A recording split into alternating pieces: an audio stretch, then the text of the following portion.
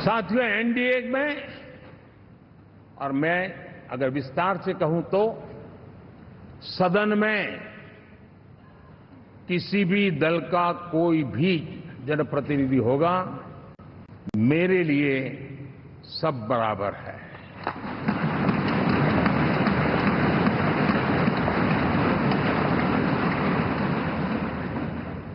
जब मैं सबका प्रयास की बात करता हूं तो मैं सदन में भी, चाहे वो लोकसभा हो या राज्यसभा हो, हमारे लिए सब बराबर है। और यही एक भाव है जिसके कारण 30 साल से एनडीए अलायंस मजबूती के साथ आगे बढ़ा है। अपना पराया कुछ नहीं है। सबको गले लगाने में हमें कभी कोई कमी नहीं रखी है।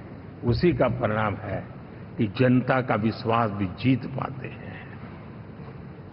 साथियों, हमने 2024 में जिस टीम भावना से काम किया है और ग्रासरूट लेवल पे किया है, सिर्फ फोटो ऑप करना, नेता मिलकर के हाथ हिलाएं और फिर तुम्हारे रास्ते में मेरे रास्ते, ऐसा नहीं। ग्रासरूट लेवल तक सबने मिल करके ये जो काम किया है, और उसी ने हमें ऑर्गेनिक अलायंस का सामर्थ्य दिया है।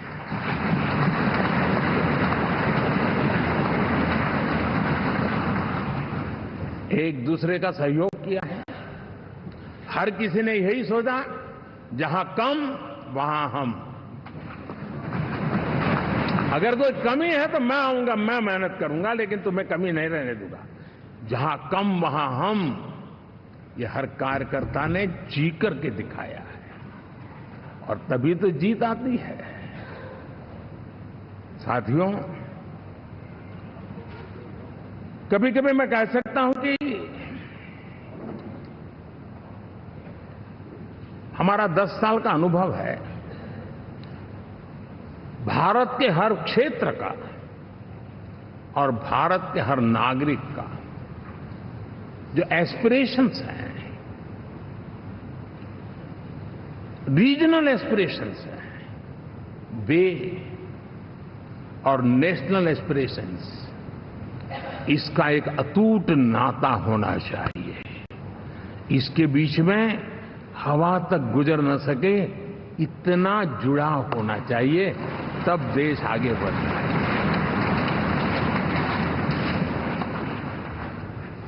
साथियों, इस चुनाव में मैं कुछ उल्लेख जरूर करना चाहूंगा जो मेरी नजरिए से मैंने देखा है। दक्षिण भारत में एनडीए ने एक नई राजनीति की नींव मजबूत की है।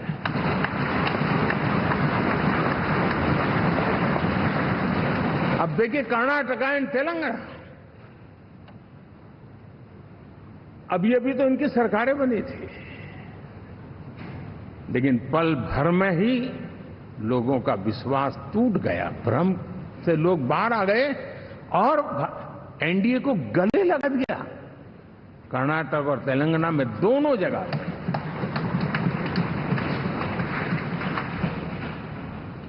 साथियों, तमिलनाडु, मैं तमिलनाडु की टीम को भी बधाई देना चाहूंगा,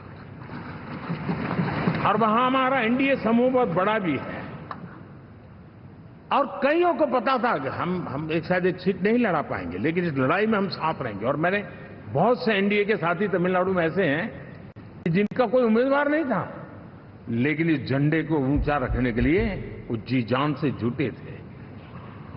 और इसलिए आज तमिलनाडु में भले हम सीट नहीं जीत पाए, लेकिन जिस तेजी से एनडीए का वोट शेयर बढ़ा है, वो साफ साफ संदेश दे रहा है कल में क्या लिखा हुआ है।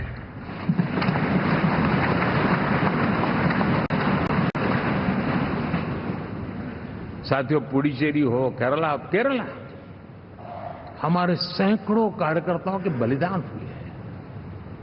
यूडीएफ हो या एलडीएफ हो, शायद हिंदुस्तान के राजनीतिक जीवन में इतना जुल्म एक विचारधारा को लेकर के जीने वालों के ऊपर हुआ होगा तो सिर्फ मैं कह सकता हूं केरल में हुआ है। जम्मू कश्मीर से भी ज्यादा हुआ है। उसके बावजूद भी सामने कहीं विजय नजर नहीं आता था। उन्होंने परिश्रम की पराकाष्ठा में कभी पीछे नहीं रहे। पीढ़ियां खपा दी और आज पहली बार संसद में केरल से हमारा प्रतिनिधि बन के आया।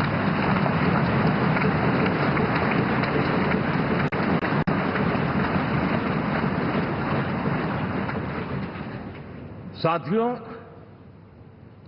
अरुणाचल में हमने लगातार हमारी सरकार बनती रही है और भारी समर्थन से बनती है। सिक्किम में भी हमारे एनडीए की सरकार करीब करीब क्लीन स्वीप के साथ, अरुणाचल क्लीन स्वीप। आंध्र, मैं अबू बाबू को पूछ रहा था, बोले हिस्टोरिकली ये सबसे हाईएस्ट विक्ट्री है।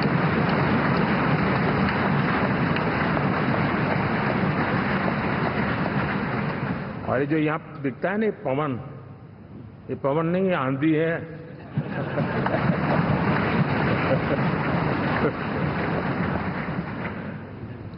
आंध्र ने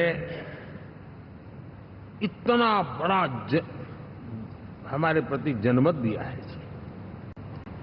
हिंदुस्तान के लिए एक सामान्य मानवीय की विकास की जो जिजीविषा है उसका प्रतिबिंब है। और महाप्रभु जगन्नाथ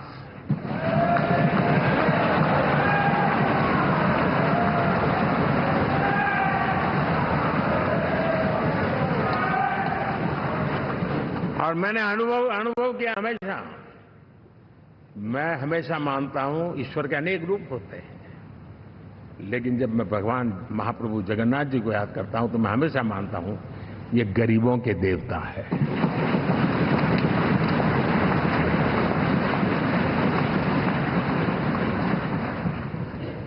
और वहां जो क्रांति रूप परिणाम आया है, मैं इसे एक रिवॉल्यूशन देख रहा हूं।